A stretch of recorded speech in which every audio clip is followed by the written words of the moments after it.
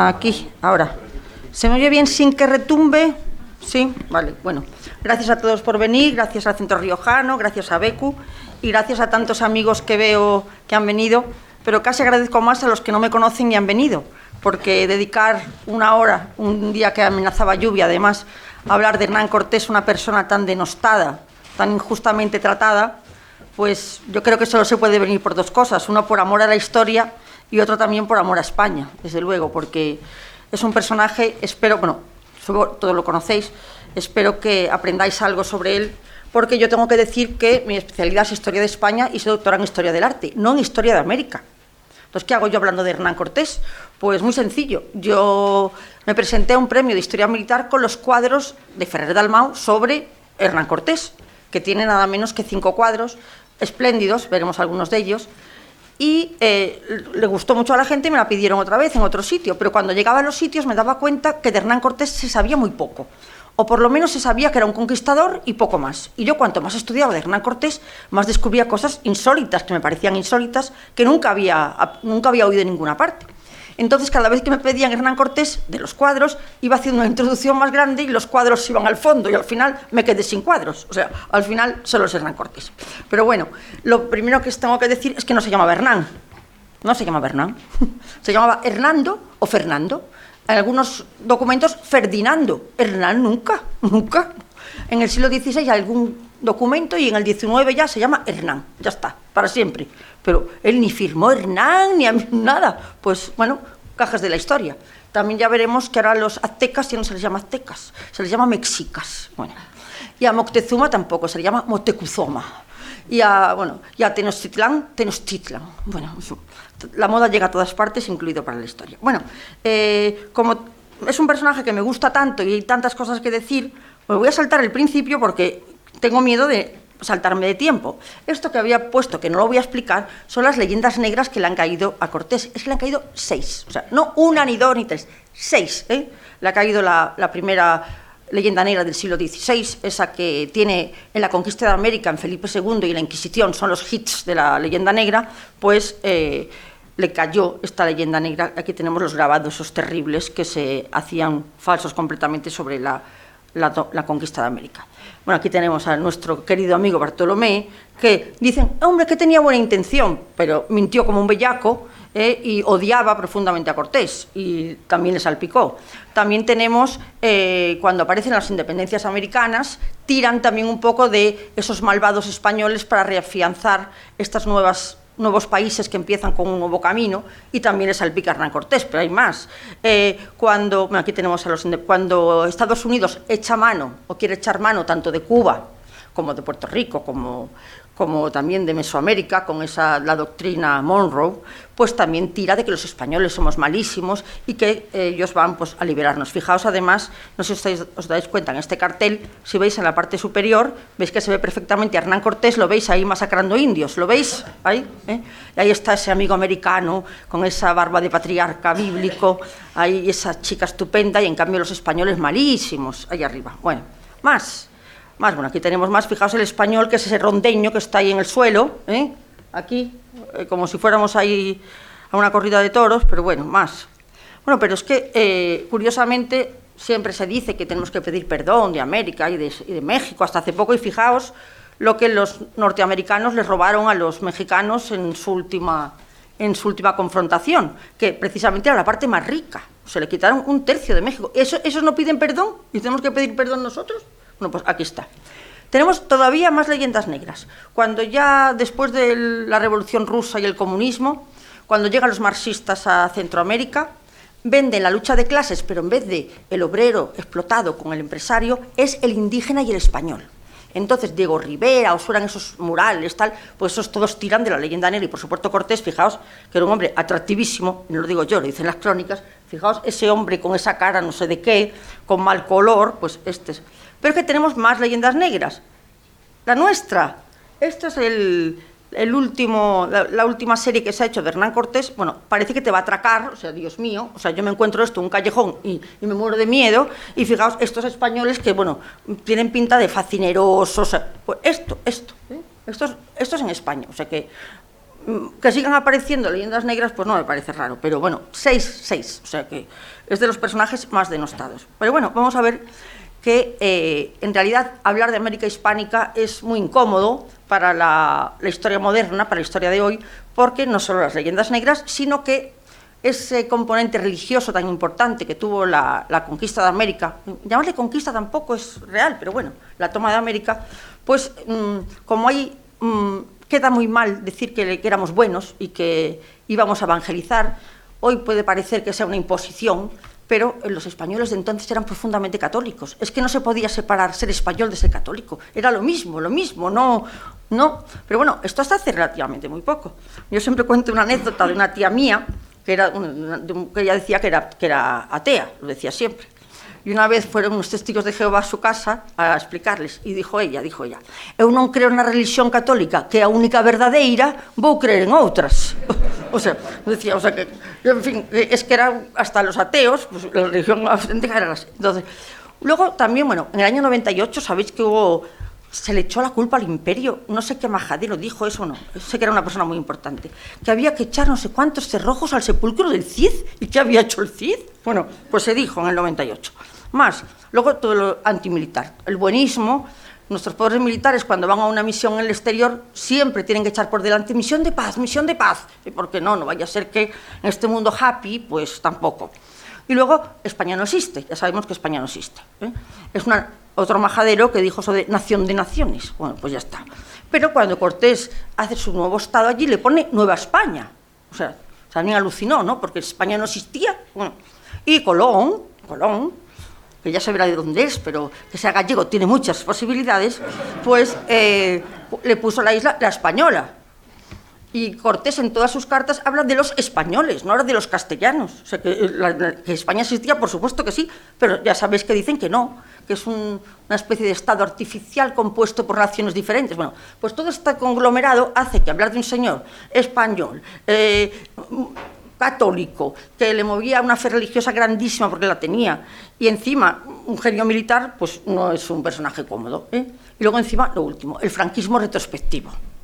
Cualquier cosa, se habla de Felipe II, le dicen con toda la cara que es franquista. Hace poco en un instituto pues mandaron quitar una bandera de Borgoña también por franquista. O sea, bueno, no tiene... Siempre lo cuento porque me lo contó el nieto de Cervera, que a su abuelo le habían quitado la calle por franquista, y Franco tenía 3 años cuando pasó la derrota de Cuba. O sea, dime tú qué franquista podía ser un bebé. Pero bueno, en fin, todo esto hace que sea muy... Luego el indigenismo, esto ya no hay ni que explicarlo. El otro día esta señora mexicana, la presidenta, con un apellido no sé de dónde,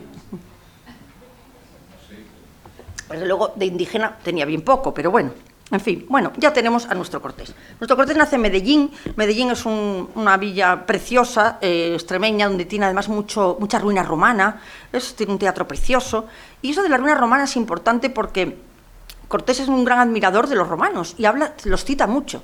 De hecho, Julio César yo creo que es uno de sus referentes, y cita a Flavio Josefo, y cita a Tácito. O sea, es que es un hombre del Renacimiento, es un niño que con 14 años habla y escribe latín. Finales del siglo XV, que es cuando nace él, no era muy normal ni escribir, ni leer, y mucho menos latín. Quiere decir que tuvo una formación en casa bastante buena. Él era de la baja nobleza, una nobleza venida a menos.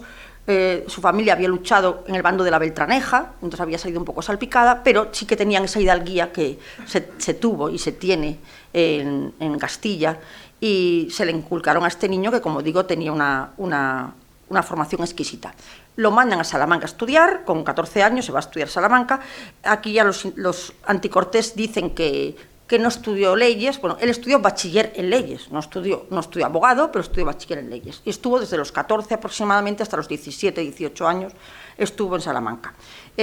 Lo que sí se sabe es que trabajó en una notaría, la notaría que tenía un pariente, porque en esta época las redes clientelares funcionaban muy bien, y la notaría aprendió muchísimo, muchísimo.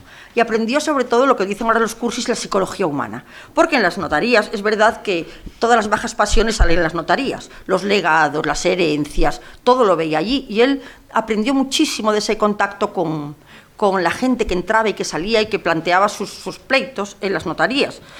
Sobre todo el tema de los odios entre hermanos, todo eso hizo conocer muy bien. Cuando llevó tropa, conocía muy bien a los hombres que llevaba. Y esto yo creo que mucho le vino de la notaría.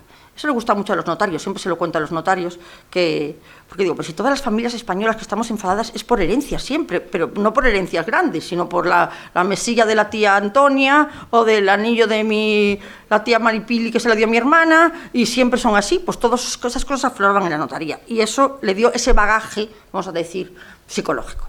Pero bueno, era un hombre que siempre le gustaron las mujeres y enseguida pues se vio envuelto en un lío de faldas.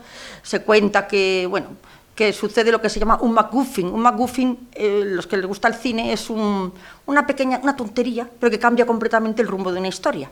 Y resulta que un señor que sale de viaje, se le cae la herradura a su caballo, y entonces decide que en vez de arreglarla, se vuelve a casa. Claro, se volvió y ahí estaba Cortés con su mujer. Entonces Cortés salta por la ventana, tiene una pierna y se tiene que escapar de Salamanca porque es que lo van a matar, van a por él. Entonces va corriendo, se vuelve a su Medellín, el padre dice, quítate de en medio porque pueden venir por ti. Dice, ¿te vas a ir? ¿Dónde voy? Pues me voy a Italia con el gran capitán. Pues venga, me voy.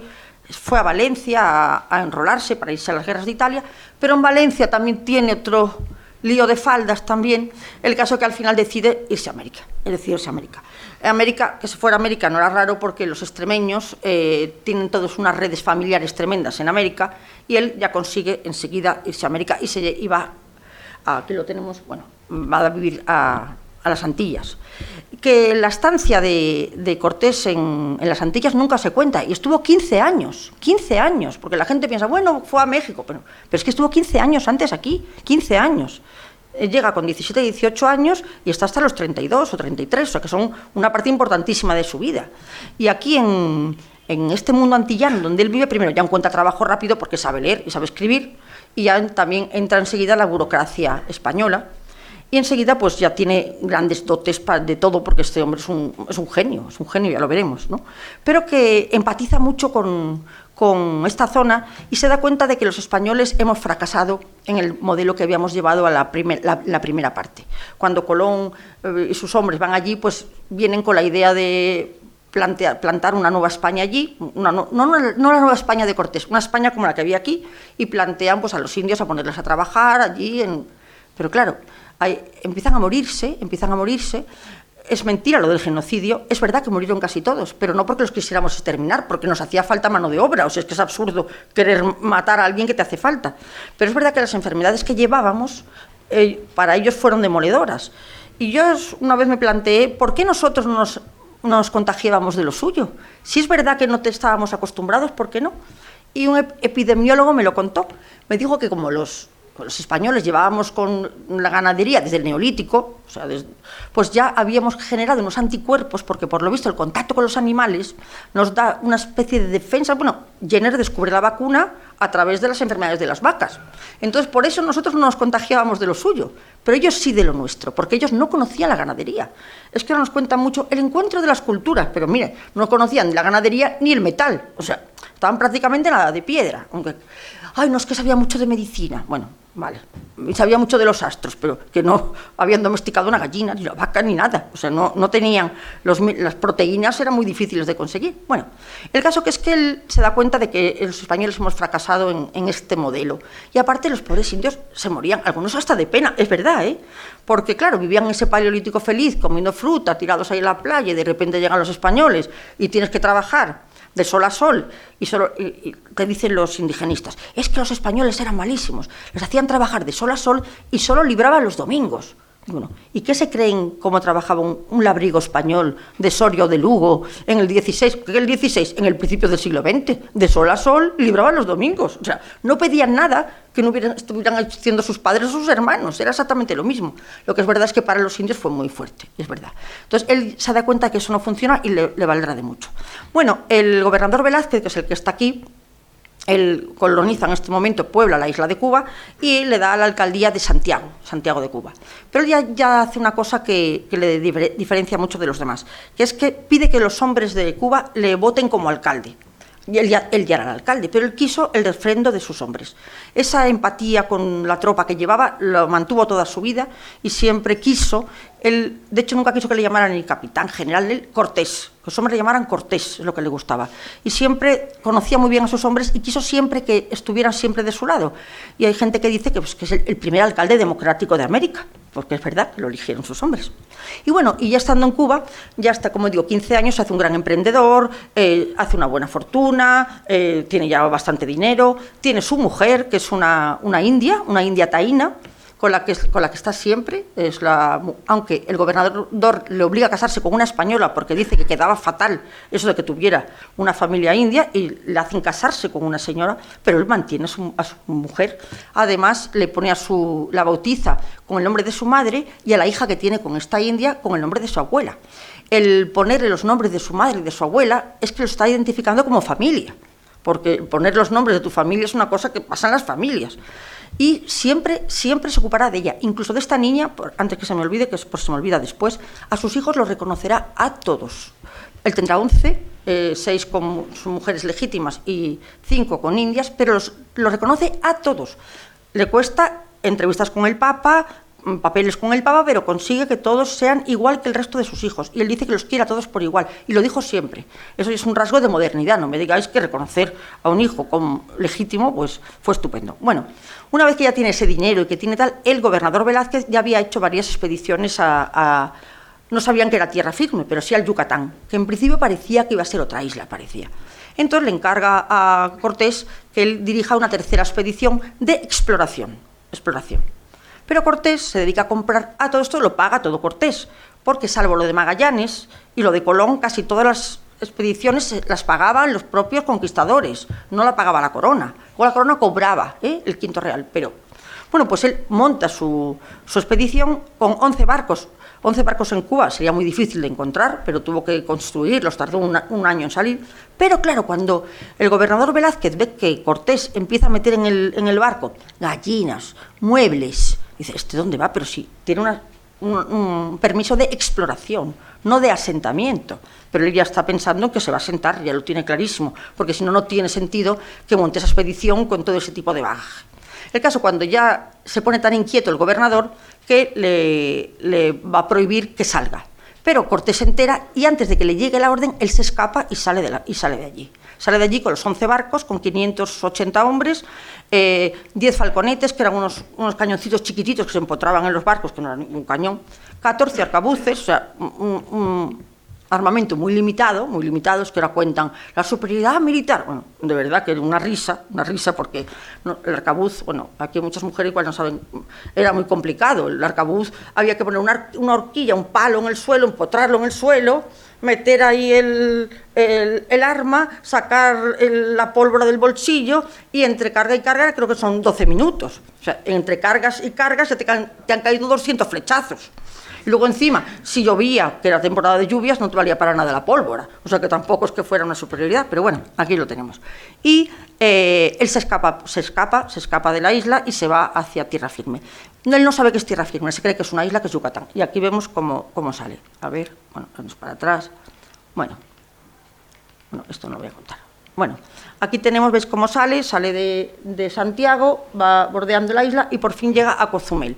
Él sabe que ahí hay población porque había habido otras 2 expediciones que habían fracasado pero habían estado allí. Y en cuanto llega, pues se pone a explorar. Bueno, él piensa que ha llegado como digo, a otra isla más y no sabemos qué es lo que quiere hacer. Desde luego los hombres que van con él son hombres que muchos habían luchado en la Reconquista, otros habían luchado en las guerras de Italia, o sea, eran gente que era veterana y eran gente que estaba buscando también un porvenir, porque América se había vendido como, al principio iban por lo de las especias, la especiería, pero cuando llegaron allí no había ni especias ni era esa mina de oro que eran las Molucas. Entonces había hombres un poco desencantados de lo que habían encontrado. Luego también el linaje, la honra, el honor, eran cosas que pensaban que en esta expedición pues la podían conseguir y para ellos era muy importante. Es muy difícil de explicar hoy ese tipo de conceptos, pero para ellos sí lo era. Bueno, él cuando ya llega pues empieza a dar una batida por allí, por los pueblos que encuentra, pero nada más llegar ya hay espías que saben que han llegado. Este es un códice que me hace mucha gracia porque hoy dirían que es naif, ¿lo veis? Y vemos el espía de Montezuma que está encima del árbol, ¿lo veis? ahí está el espía de Montezuma, tenían códices que eran pictóricos, y él así cuenta que han llegado porque Montezuma tenía espías, tenía dominada toda la zona y sabía quién había llegado.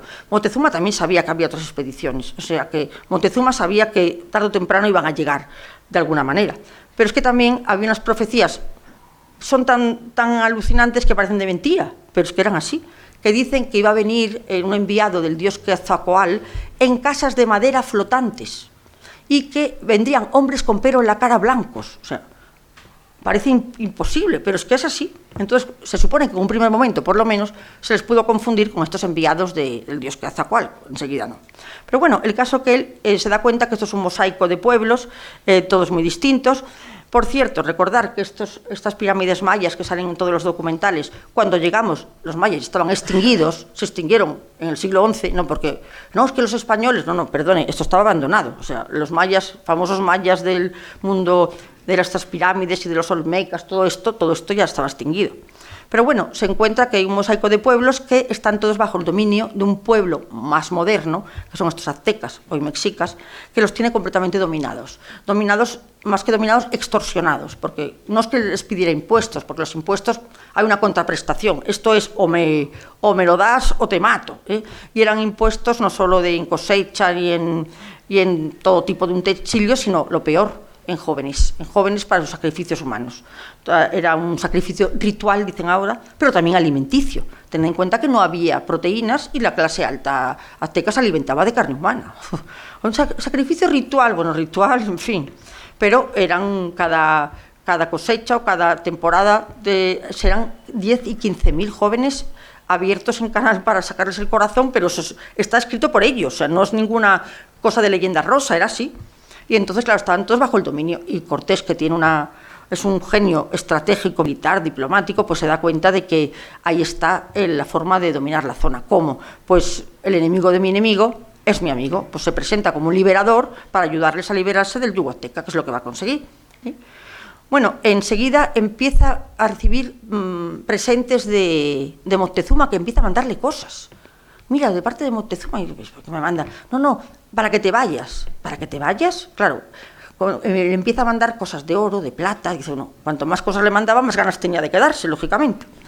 Pero bueno, el caso que empieza ya a hacer las primeras alianzas, hay alguna pequeña escaramuza militar, pero poca cosa, y la verdad, él cuenta que es el emisario de un gran rey, que está al otro lado del océano, que es el gran rey, el gran rey le ha mandado un poco de mentirijilla, porque Carlos no sabía ni que existía Cortés, pero bueno, y que ellos iban a ser los liberadores, entonces, bueno, empieza a hacer sus alianzas, algunas mejores que otras, pero bueno, y enseguida, pues mira, aquí tenemos algunos códices, aquí está él recibiendo, y está con este hombre que es un hombre de raza negra que iba con él en la expedición, porque también, bueno, aquí tenemos, está todo dibujado, como le dan, como no le dan, y en uno de los sitios donde recibe un presente muy valioso, que son la entrega de mujeres. La entrega de mujeres no es una cosa horrible, es que era habitual en Mesoamérica, los chichimecas, que eran unas tribus que estaban en el norte, eran tribus nómadas, y de vez en cuando bajaban al sur, y iban bajando y se iban mezclando, y todos los pueblos que llegaban allí les ofrecían a sus mujeres para que arraigaran y se asentaran allí. No creo que supieran nada de la endogamia ni del tema cromosómico, pero desde luego una renovación sanguínea, porque venía gente nueva y los mezclaban con la población. Y entonces cuando viene la última jornada les ofrecen a sus mujeres, y a unas mujeres. Y entre esas mujeres viene la famosa India Malinche, que yo no sé hasta qué punto hay mucha fantasía. Tiene que haber fantasía, porque la gente cuenta que si Malinche pensaba esto, Malinche pensaba lo otro, Malinche no se sabe lo que pensaba. Lo que sí es cierto que se convirtió en su intérprete, él ya tenía otro intérprete, pero bueno, en su intérprete, y sobre todo en su portavoz, porque los aztecas no hablaban ellos, sino que tenían como una persona que hablaba con ellos, aunque supieran el mismo idioma, era una forma de protocolo. Esta chica, además, era una esclava sexual desde los 12 años, pero provenía de otra zona donde su familia debió ocupar algún cargo importante dentro de lo que es esta sociedad, porque ella conocía muy bien los protocolos de presentaciones de gobernantes, y eso le sirvió mucho a Cortés. Enseguida pues entablaron una relación, y de hecho ella pues será la madre de su hijo Martín, que le pone Martín como es como se llama su padre, como se llama el padre de Cortés, le pone al... Este Martín, hay que decir después, que fue educado en la corte española con Felipe II, en Martín Cortés, el hijo de Malinche. Es un chico que además es caballero de Santiago. Pensad lo que costaba ser caballero de Santiago en esa España, y el hijo de Malinche, mestizo, medio indio, fue caballero de Santiago, o sea que, bueno... más cosas. Bueno, sigue avanzando, sigue haciendo las alianzas de pueblos y descubre un sitio, hay un sitio que le parece el idóneo para fundar una ciudad, que es la Villa Rica de la Veracruz. Bueno, no se llamaba así, le pone el Villa Rica de la Veracruz. Hay muchísimas ciudades en América que se llaman Veracruz, La Cruz, otra vez con el tema religioso porque era fundamental. Además, cuando las bautizaban, tampoco era ningún shock para ellos. Tened en cuenta que esta gente era politeísta y casi le daba igual 8,80. O sea, si es uno más, pues venga, pues uno más. Mira, que hay un Dios, hay una Virgen, unos santos, pues venga, pues ya está. O sea, no. Lo único más peliagudo era el tema de los sacrificios humanos, que eso fue lo único que fueron inflexibles los españoles. Pero en el resto la primera etapa fueron bastante comprensivos con el tema de los posibles cultos anteriores. Bueno, cuando llega a esta zona se da cuenta que es una ciudad, que es un emplazamiento estupendo y fundará su ciudad. Se llama Veracruz. Lo interesante de fundar Veracruz es que él hace un cabildo en Veracruz y se hace nombrar capitán general de Veracruz. En el momento que funda una entidad, y él lo primero que hace es, el mejor barco que tiene, con el mejor piloto, lo manda a España. Lo manda con el documento que acredita que él es el capitán general de Veracruz, y además de todos los presentes que le han llegado, se los manda todos al rey, todos, no el quinto, se los manda todos. Y además hay una cosa muy interesante que dice que no los funda, porque hay algunas piezas de orfebrería muy repujadas, le manda códices, le manda cosas para decir, mira dónde he llegado, mira lo que es. Y sobre todo, en el momento que él ya es capitán general de Veracruz, ya tiene un documento que le legitima, ya no es un proscrito de la justicia, porque él hasta ese momento se había escapado de las órdenes de Velázquez. Además, hace todo por triplicado, eso ya le queda de la notaría. Todos los documentos lo hace por 3, todo. De hecho, hay muchísimos documentos y él llevaba montones de maletas que la gente pensaba, ¿lleva a los tesoros? Pues no, llevaba papeles. Era don Papelitos, todo lo firmaba. Bueno, aquí lo tenemos pintado por Ferrer Dalmau, pintado en Veracruz con ese caballo maravilloso que lo tenemos enterrado en Sevilla, por cierto. El perro alano, que es el perro de la conquista, un perro también que tiene mucha leyenda negra. Es verdad que los aperreamientos existieron, pero eran sobre todo guardianes de los campamentos. Eran los perros, los guardianes de los campamentos. Fijaos con esa borgoñota emplumada, que es el casco icono de la conquista. La borgoñota era un casco muy caro, la llevaba solo él y Alvarado, pero a él le gustaba mucho ir muy bien vestido. Le parecía que la prestancia, el ir bien vestido, dignificaba a la persona. Mi madre decía, que mi abuelo decía, en casa por tu linaje, fuera por tu ropaje. O sea, que en casa podías ir de casi de gol, pero fuera tenías que ir. Y aquí estaba. Fijaos qué cuadro tan maravilloso. No me puedo parar. Otro día que venga a hablar de los cuadros, sí podré pararme más. Bueno, como vemos, sigue estrechando alianzas. Una de las alianzas más importantes que hace son las de los tlaxcaltecas. Ese es un pueblo guerrero tremendo. 140.000 personas vivían en Tlaxcala, o sea, tremendo. Al principio lo aceptaron regular, pero luego dicen, hubo un gran enfrentamiento con los tlaxcaltecas. Imposible, si iban 500, los otros eran 140.000, como para ver algún enfrentamiento. Pero es verdad que Tlaxcala odiaba a los mexicas y fue su principal aliado. Estuvieron con él hasta el final. Bueno, de hecho, a mí me caen muy bien los tlaxcaltecas. Cuando se independizó México, ellos no querían independizarse porque dijeron que eran cristianos viejos. Y es verdad, eran cristianos viejos los tlaxcaltecas.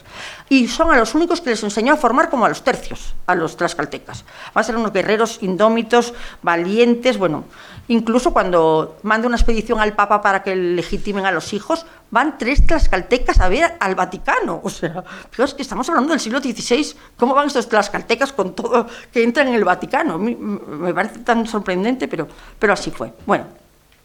El caso es que, bueno, aquí tenemos otra vez emisarios de Moctezuma, que se vuelve para atrás, pero él cada vez se da más cuenta de que que él tiene que ir a la capital y tiene que parlamentar con Moctezuma para hacerle vasallo del rey Carlos.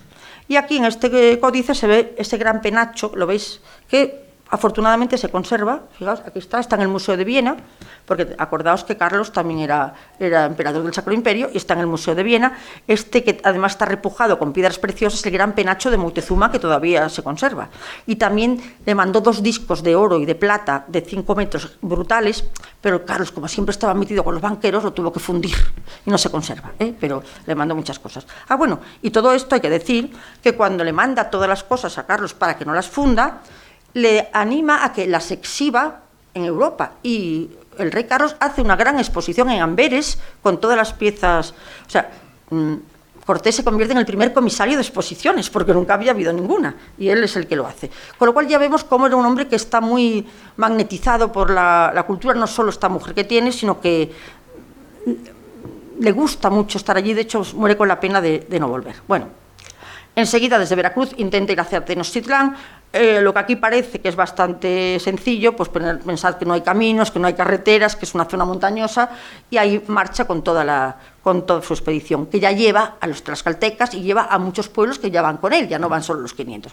Fijaos cómo es México y todo lo que tiene que ir cruzando él para llegar a Tenochtitlán. Bueno, entre ellos tiene que pasar 2 volcanes brutales. Uno de ellos, que nos enseñaban en el colegio, el Popocatépetl, el otro no, es un nombre impronunciable. Sí, no sé, bueno. Y además son 2 volcanes gemelos. Y tiene que pasar, porque los tlaxcaltecas le dicen, por ahí no vayas, es más corto, hay que dar la vuelta por los volcanes. Dice, pues vamos por los volcanes. Y además él va delante y manda delante a Alvarado y a 2 que los manda a Diego de Ordaz para que vayan delante. Y nada menos que van pasando por los volcanes. Aquí tenemos un cuadro de Ferrer Dalmau donde nos habla un poco de esa expedición. Aquí no está Alvarado, pero sí tenemos al tlaxcalteca que va delante, lo veis, con ese peto emplumado. Tenemos a Cortés, que va con ese casco, con esa coraza milanesa estupenda. Tenemos al franciscano con el sombrero de paja. Y tenemos, bueno, los que os guste la historia militar, tenemos rodelas, tenemos ballestas, tenemos varios tipos de prendas de cabeza, tenemos mujeres porteadoras. Sobre todo se ve el maravilloso paisajista que es Ferrer Dalmau, porque este cuadro, aparte de ser un cuadro de histórico, bueno, esta luz no le favorece mucho, pero ese río lleno de barro es imponente, y luego ese vapor de agua en suspensión y cómo va definiendo todas las figuras en esa línea. Bueno, aquí tenemos algunas de las figuras, como veis. Cuando voy a los sitios militares, pues me paro en contar todo lo que la brigantina, el Ketelhat, la borgoñota, me sé todos los nombres, pero no me los he aprendido. Cuando voy a los sitios militares me los repaso antes, porque además los militares son muy mijita para eso, y luego te preguntan, ¿el Mauser 1893 cómo era? ¿El sable Puerto Seguro no sé cuánto? Entonces, pero siempre voy, pero aquí ya sabía que no era así, y no me lo estudié. Bueno, esto es... Bueno, aquí tenemos los volcanes, el dibujito es muy gracioso, aquí tenemos un dibujito de ellos, porque para ellos, cuando se subieron al volcán, para ellos fue tremendo, porque el volcán era como una cosa sobrenatural, y que los españoles subieran y se metieron dentro, pero es que se metieron en el cráter. Les vino muy bien porque encontraron que había azufre para hacer la pólvora, les vino estupendamente. Aunque bueno, hay una carta de Cortés, me gusta mucho, que el pobre se queja al rey y dice, por favor, mandarnos azufre desde España, porque cada vez que necesitamos pólvora tenemos que meternos dentro del volcán. Y ahí se metieron los dos.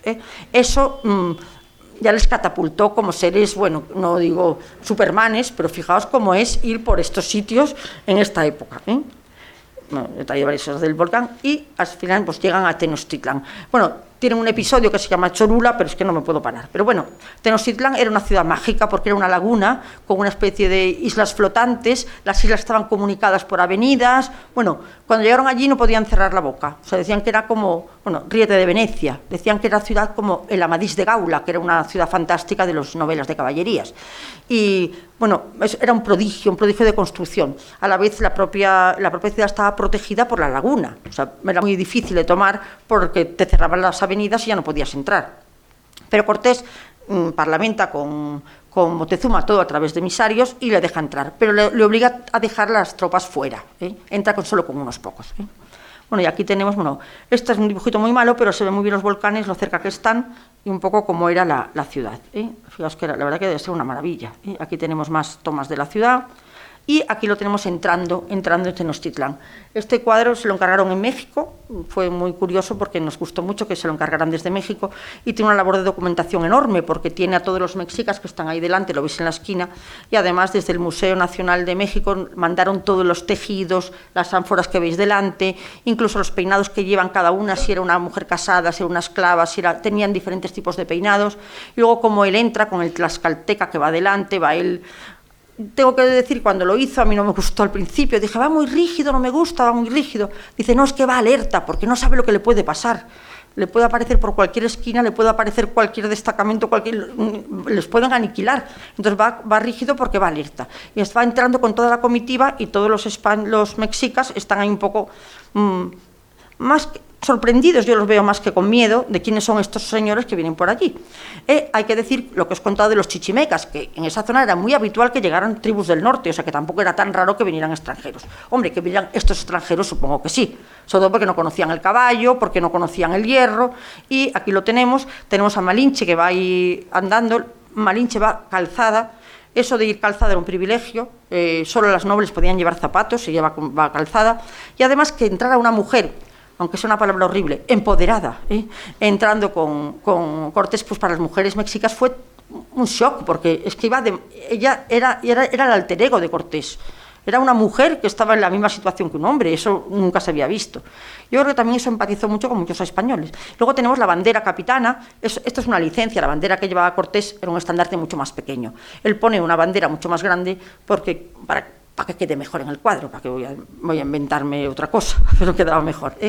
Igual que también, por ejemplo, las casas mexicas no tenían ventanas, pero cuando se hizo este cuadro quedaba muy plano la parte de atrás, y entonces al abrirse esa ventana se le dio un poco más de movimiento.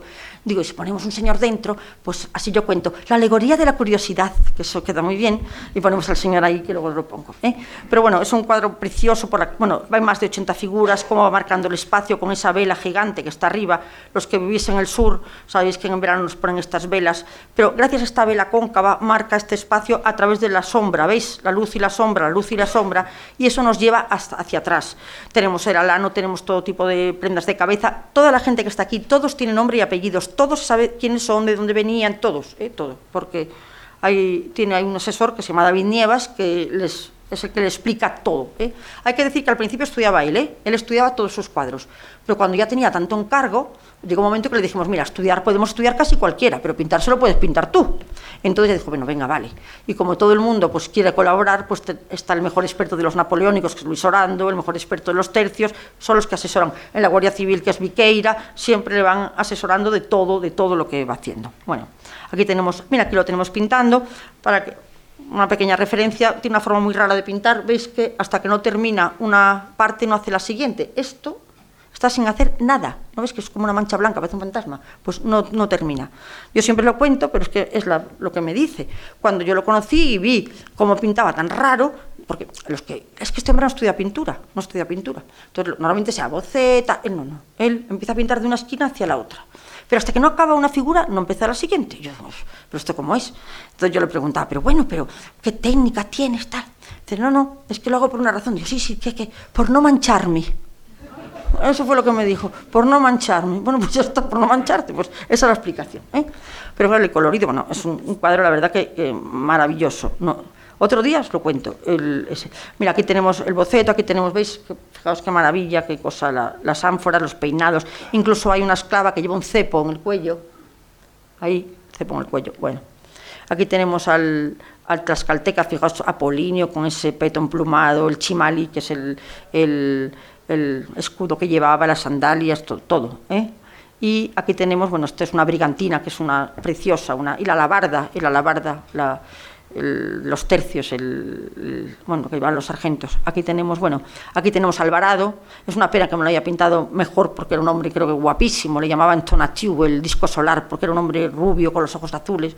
Hay que decir que se casa con una princesa tlaxcalteca, estuvo enamoradísimo de su mujer, y la hija que tuvo, dicen que fue la mujer más bella que hubo jamás en la conquista, que era hija de este Alvarado y de la chica tlaxcalteca.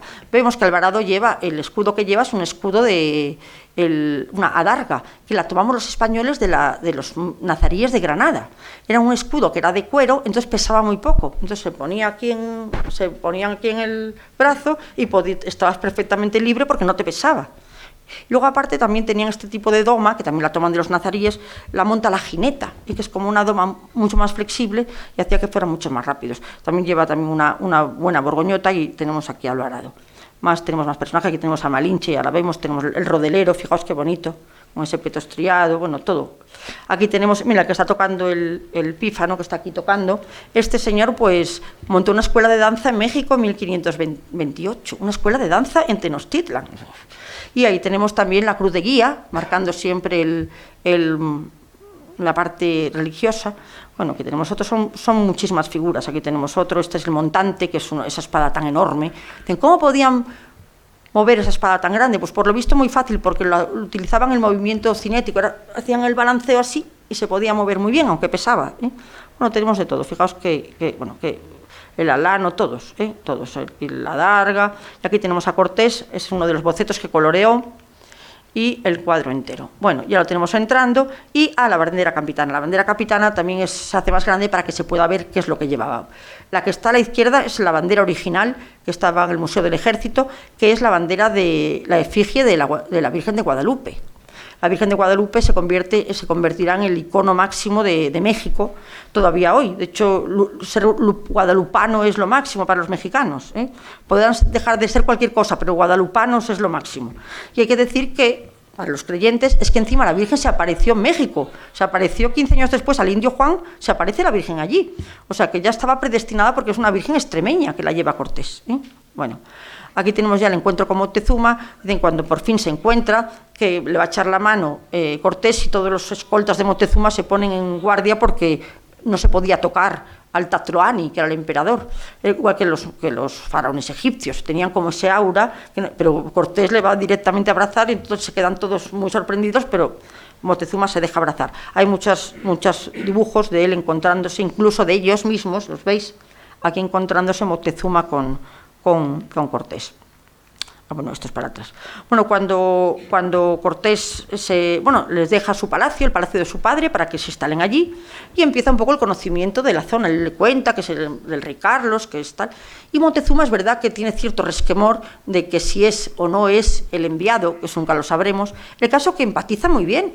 Se hacen amigos, tienen muchas charlas.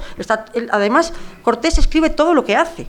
Hay unas que llaman las cartas de relación, que él va contando todo lo que hace, a quién ve, quién no ve, todo con esa cosa de la notaría que le quedó, lo tiene todo por escrito. Y la verdad que empatiza mucho, incluso Moctezuma está casi dispuesto a convertirse al cristianismo. Bueno, es tremenda la relación que tiene Moctezuma con Cortés. Yo creo que hay una fascinación de uno por el otro, de él por ver esa ciudad, por ver esa civilización, y el otro por ver a esos hombres que han llegado. Pero cuando ya lleva ahí unos meses y ya está un poco ya dándole forma a lo que va a ser porque ya consigue que Moctezuma se haga súbdito del rey Carlos, y firmado, porque le manda a firmar a Moctezuma, no sé si sabría leer o no Moctezuma, pero luego lo firma, él tiene el documento por el cual Moctezuma se hace súbdito del rey Carlos. Pero cuando ya estaba en esta primera etapa tan estupenda, se entera de que el gobernador Velázquez, aquel que, ¿os acordáis del principio, que había mandado una expedición para apresarlo? Entonces, pues, Cortés tiene que ir hacia la costa para enfrentarse a estos hombres de Velázquez. Y el que manda al frente de ese destacamento se llama Narváez. Narváez, Pánfilo de Narváez, que viene con 600 o 700 hombres. Esta también trae mujeres.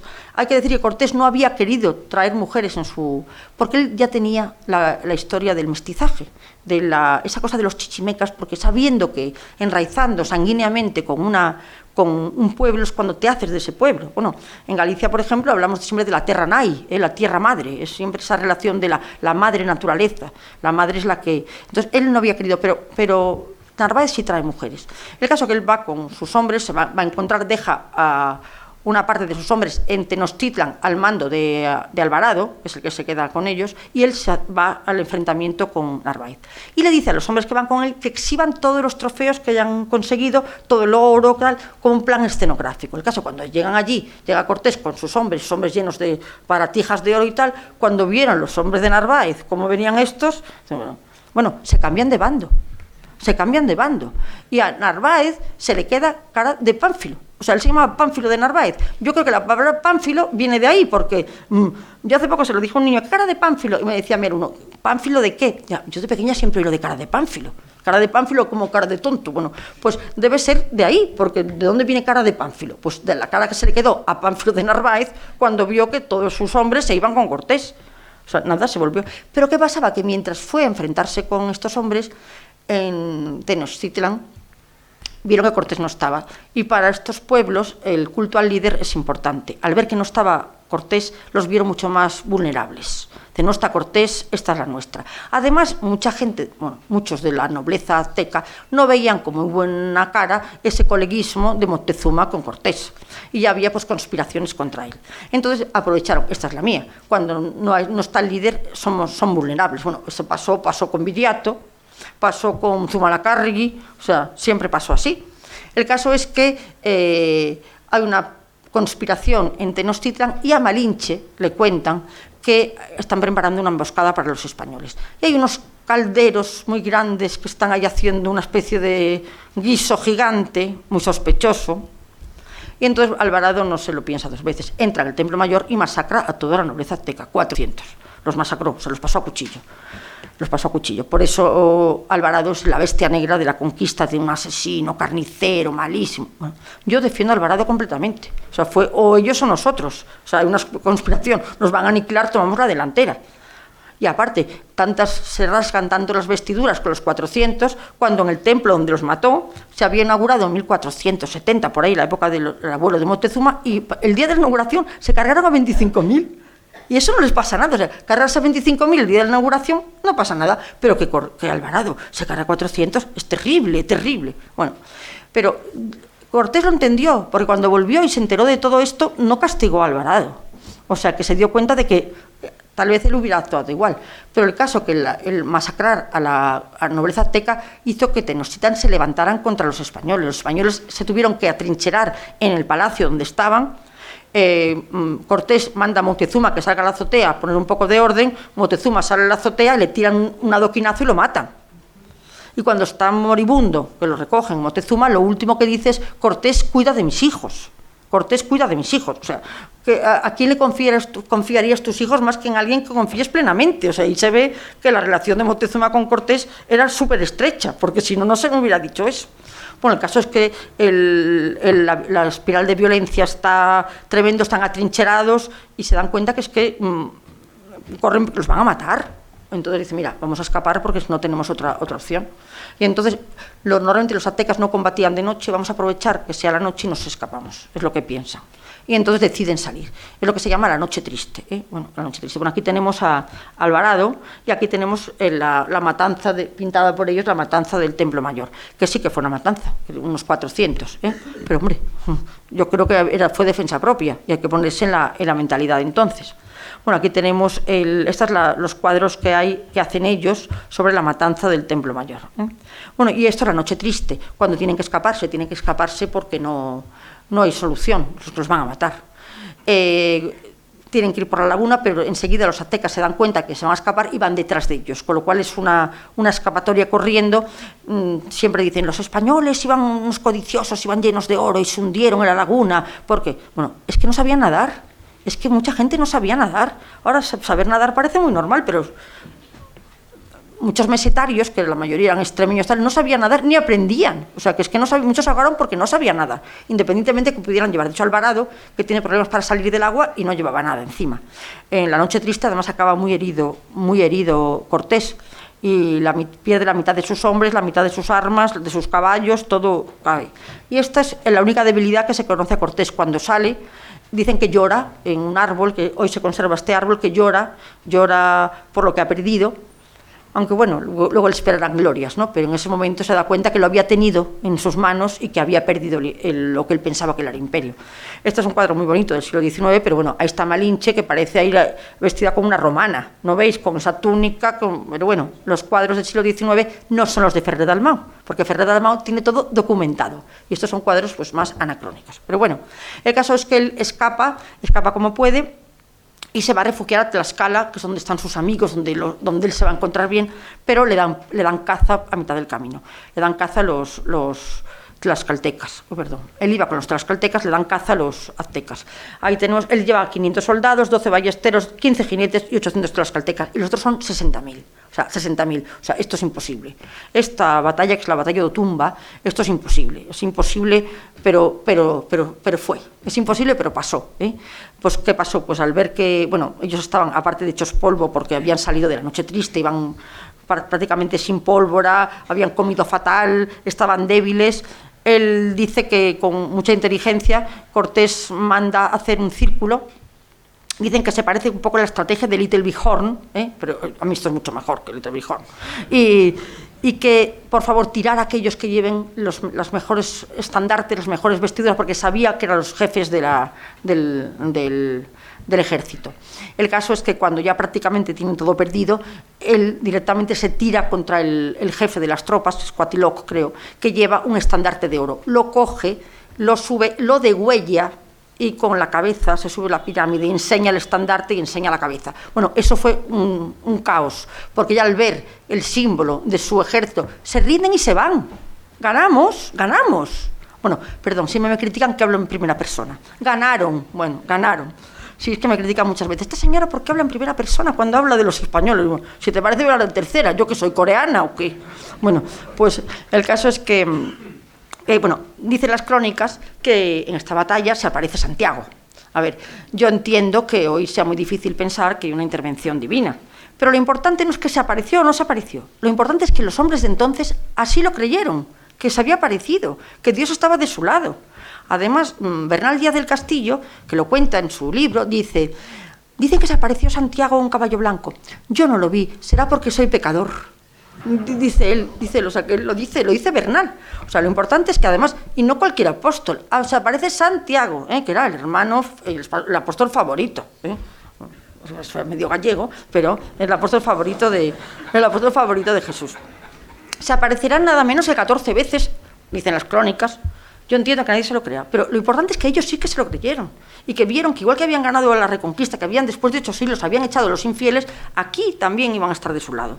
Y bueno, el caso que una vez ganada la batalla de Otumba, él coge fuerzas, los tlaxcaltecas se rinden ante la evidencia de que están ante un prohombre de la historia, le protegen y empieza él a pensar ya en la toma de Tenochtitlán. Está un año preparando la toma y empieza a hacer una toma anfibia. Él planea un diseño anfibio, es decir, como es una laguna, tengo que entrar con barcos, y convierte a sus soldados en infantes de marina, porque son infantes embarcados, ahí los tiene, y además construye una especie de bergantines muy adecuados porque tiene la proa abatible y son de muy poco fondo para que entren en la laguna. Y además, bueno, no lo conté, que se me pasó, hay una leyenda que dice que Cortés destruyó sus naves para que no se pudiera volver. Hoy se dice que no se los destruyó, que las desguazó. Y por eso, cuando les hizo falta, mandó a buscarlas. Y montó atarazanas y contrató carpinteros de ribera que estuvieron haciendo estos botes para poder, estas lanchas, es una especie de lanchas de desembarco, para poder entrar en Tenochtitlán. Bueno, esto lo contará mucho mejor un experto en historia militar, en historia bélica, pero fijaos cómo fue la entrada en Tenochtitlán y la asedió durante 75 días la capital, y en 75 días pudo entrar y pudo conquistar Tenochtitlán. Aquí tenemos la tecnología naval que usó Cortés para poder tomar Tenochtitlán. Bueno, aquí tenemos la entrada, cómo van entrando por esas avenidas, y después de 75 días se rinden, se toma la ciudad. Y Cuauhtémoc, que en ese momento Cuauhtémoc es el Tatroani, se encuentra con Cortés, le da el cuchillo para que le mate, y Cortés le abraza, o sea, mátame, que te voy a matar. Y aunque ahora te cuentan que si Cuauhtémoc estuvo 4 años viviendo con Cortés, 4 años, los dos allí, porque él, cuando ya toma Tenochtitlán, ya pone en marcha su proyecto, que es esta nueva España, este nuevo Estado, basado en este mestizaje y basado en el respeto absoluto a las estructuras anteriores. Donde había caciques, deja a los caciques, simplemente en vez de obedecer a los españoles, perdón, a los mexicas, obedecen a los españoles. Pero encima sin tributos de sangre, con lo cual, pues todos están, vamos a decir, están todos contentos, él respeta todo. Empieza esta nueva sociedad de 6 millones, un estado de 6 millones de kilómetros, y le pone de nombre Nueva España, con esa ratificación de que la primera vez en la historia que hay una entidad política que se llama España, que es él, porque hasta este momento era Corona de Aragón, Corona España, le pone él. Y este modelo, como digo, basado en el respeto absoluto y estas nuevas, esta España del Renacimiento que llevamos allí. Fijaos lo que hace Cortés, cómo era el Imperio Azteca, cómo es el Virreinato de Nueva España, fijaos cómo llega a ser, y hoy en día cómo es el México actual. De hecho, la Nueva España de Cortés se convertirá en el estado más próspero en 2 siglos, el más próspero de América, y incluso todos los europeos que visitaban la Ciudad de México se quedaban asombrados de la opulencia y de cómo era esta sociedad. Bueno, funda 40 ciudades, todas con este plano reticular, con este plano perfecto, con sus organismos, con sus instituciones. Esta es la sociedad de castas, cómo se va mezclando con... Hay que decir que los indios no eran esclavos desde 1503, pero que los matrimonios mixtos eran habitualísimos. Y si es que solo hubo 6.000 españoles en el siglo XVI, 6.000. O sea, poquísimos, porque lo que se practicó fue el mestizaje. Y bueno, estos son muy conocidos. A mí me gusta mucho, esto no es mexicano, esto es peruano, pero me gusta mucho porque es una orla de todos los incas. Pero fijaos, si vamos de aquí saltamos a Felipe II, ¿lo veis? Y siguen. O sea, realmente lo que hay es una continuidad, Siempre se dice que los españoles somos como el Imperio Romano. Dicen que hay 2 tipos de imperio: el imperio generador, que es el que crea, el que hace cosas, y el depredador, que es el que esquilma. Y siempre se dice que los españoles fuimos como el Imperio Romano. Pero también es verdad que del Imperio Romano, antes de que estuviera el Imperio Romano, ¿qué queda en España de los pelendones, de los arébacos, de los suevos? No queda nada. En cambio, tú vas a México, tú vas a América Central o ves América y tú ves todavía la cultura indígena en todos sitios. Ves los bailes, ves las ropas, ves las comidas. O sea, que realmente hubo una integración total de nuestra cultura con la suya. Y todo esto es idea de Cortés. Cortés no quiere trasplantar a España, como se ha dicho, quiere construir una cosa nueva. Y, bueno, qué cosa más grandilocuente que tener aquí en el Palacio Real, que con todos los grandes reyes españoles está Moctezuma y está Atahualpa, como la misma dignidad y la misma condición real, porque son parte de la condición regia española. Y bueno, la lengua que tenían ellos, que era el náhuatl, se sigue conservando como lengua vehicular, no se impone en castellano, ni siquiera Felipe II, y se hace la segunda gramática del mundo. Cuando no tenía gramática ni el inglés, ni el francés, ni el italiano, la primera es la española, que es la de Nebrija, y la segunda es la náhuatl. O sea, fijaos cómo nos interesaba, o sea, qué cosa tan impresionante. Bueno, los libros, se hicieron libros de los franciscanos, sobre todo apuntaban, hicieron estudios de todas las plantas, de todos los animales, todas las comidas, todo. Había una fascinación tremenda de Cortés, sobre todo por lo que es este nuevo mundo.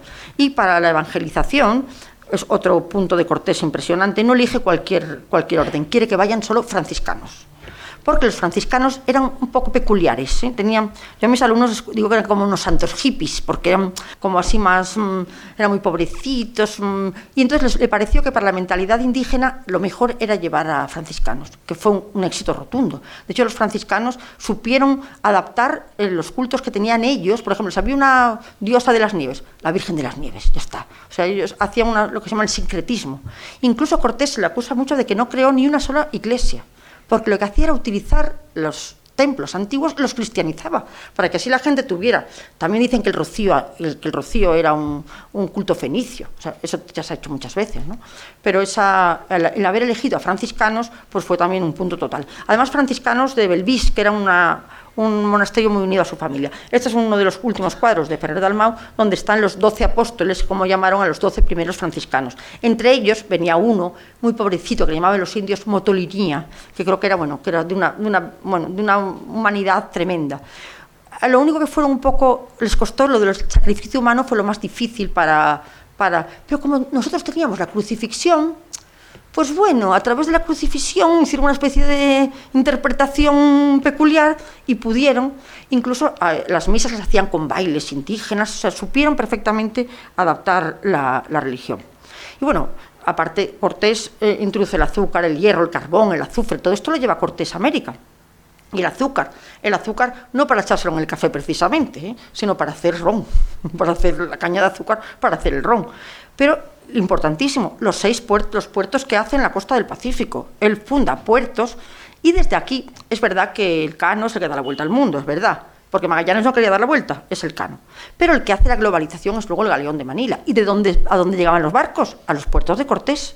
Porque Cortés patrocina 6 expediciones al Pacífico, explora la Baja California, cartografía 50.000 kilómetros y tenía el chip de que quería ir a las Molucas y quería ir a la especiería. O sea, él todavía seguía con ese ánimo de seguir.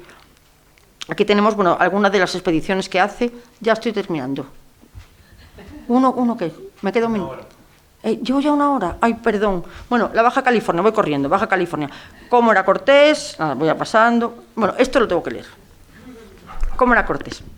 Ya acabo, ¿eh? De buena estatura, rehecho y de gran pecho. El color ceniciento, la barba clara, el cabello largo. Tenía gran fuerza, mucho ánimo y destreza en las armas. Travieso cuando muchacho y cuando hombre fue asentado. Y así tuvo en la guerra buen lugar. Teniendo abundancia, era gran comedor. Templado en el beber. Fue muy dado a mujeres y al juego. Era recio porfiando, pero con gravedad y cordura. Era celoso en su casa y atrevido en las ajenas. Era devoto rezador, gastaba liberalísimamente en la guerra, en mujeres, por amigos y en antojos. Bueno, yo creo que es una gran definición de cómo era porque era un hombre pues, muy completo. Aquí tenemos cómo era una imagen real. Aquí tenemos a don Pedro de Moctezuma, que este es el antepasado del fundador de la Guardia Civil, para que veáis que no es que hubiera un mestizaje maravilloso, es que tenemos la evidencia, ¿eh? Bueno, estos son, bueno, nada, este es uno de los más conocidos y aquí ya voy a entrar en lo último, que es las difíciles relaciones que tuvo con el rey Carlos. Yo tengo un gran concepto del rey Carlos, pero el rey Carlos y Cortés nunca se entendieron del todo.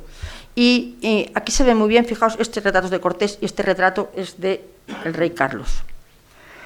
Si os fijáis, son asombrosamente parecidos, Pudo haber en el círculo de la corte una sospecha de que Cortés pudiera haberse querido independizar y lo podría haber hecho perfectamente. Y crear un nuevo reino. Pero la lealtad al rey fue superior y fue siempre fiel al rey, aunque el rey nunca se portó como él esperaba, ¿eh? De hecho, una vez que se encuentran, el rey no lo reconoce. Y dice, no me reconoces, yo que te da a ti más reinos que todos tus abuelos juntos. Le dijo. Pero bueno, pues, si os fijáis la emulación que hay de Cortés con el rey Carlos, fijaos hasta en el prognatismo. Sabéis que los austrias tenían como la barbilla hacia adelante y fijaos que hasta Cortés se la ponen también, ¿eh? Bueno, esto es el escudo que le da el rey. Bueno, no voy a abusar. Es maravilloso porque conjuga el lenguaje castellano con el lenguaje mexica, ¿eh? Tremendo. Bueno, ya no... más retratos. Bueno, para acabar, os he contado que escribió las cartas de relación, las escribió todo, pero es que las cartas fueron un bestseller, se hicieron más de 12 ediciones en 5 idiomas, se leyó por toda Europa las cartas de relación, eran fascinantes todo lo que contaba. Pero eso inquietó mucho a la corte española y el rey acabó prohibiendo las cartas de Cortés. No solo prohibiendo, sino mandando quemar todos los libros de Cortés en las plazas públicas y poniendo una multa de que eran como 20.000 euros de ahora, que estuve calculando, a aquel que tuviera cualquier libro de Cortés. Se prohíben. Pero aún así se convierte en el libro más leído de su siglo. Pero hay 2 libros que cuentan, esto voy a contarlo. Pues Cortés, como digo, el modelo cortesiano luego fue seguido por Pizarro y por todos los conquistadores que fueron allá a América. Como he dicho, un gran empresario, un gran diplomático, un soldado extraordinario, un estratega de primera y un escritor, ¿eh? Todo esto fue Cortés. Y hay un libro que se llama La verdadera historia de Nueva España. Es el libro que mejor cuenta la historia de Cortés, que lo cuenta un soldado, que se llama Bernal Díaz del Castillo. Bueno, pues hay un historiador francés. Hay gente que me critica porque lo cuente, porque dicen que es una fantasía, pero yo es que lo leo y me convence al 100%. Hay un señor francés que dice que ese libro, la historia de Bernal Díaz del Castillo, no la escribe Bernal Díaz del Castillo, que la escribe Cortés. que la escribe Cortés, porque hay una cantidad de datos y de detalles que es imposible que un soldado de a pie como ese Bernal Díaz supiera qué habló el Papa. Parece que estaba debajo de la mesa con el I Moctezuma. Entonces, ¿por qué quería escribir Cortés este libro? Porque sus libros estaban prohibidos. Entonces tenía que ocultar su identidad y fue Cortés el que hizo el libro. Pero independientemente de eso, para hablar de Cortés hay que hablar muchísimo más, porque de los juicios que tuvo, de todos los enfrentamientos que tuvo, de cómo pasó sus últimos años. Yo creo que deberíamos traérnoslo de vuelta, porque en México no hace nada. Creo que tenemos que traerlo a España e enterrarlo aquí, en Medellín, a ser posible, que es su patria, y pensar que hombres como Cortés, que es un gigante de la historia, que son como Cortés, hay muchos en la historia de España, a lo mejor no tan grandes, pero sí que nos han hecho ser quien somos hoy, porque somos lo que somos, porque fuimos lo que fuimos. Y muchas gracias.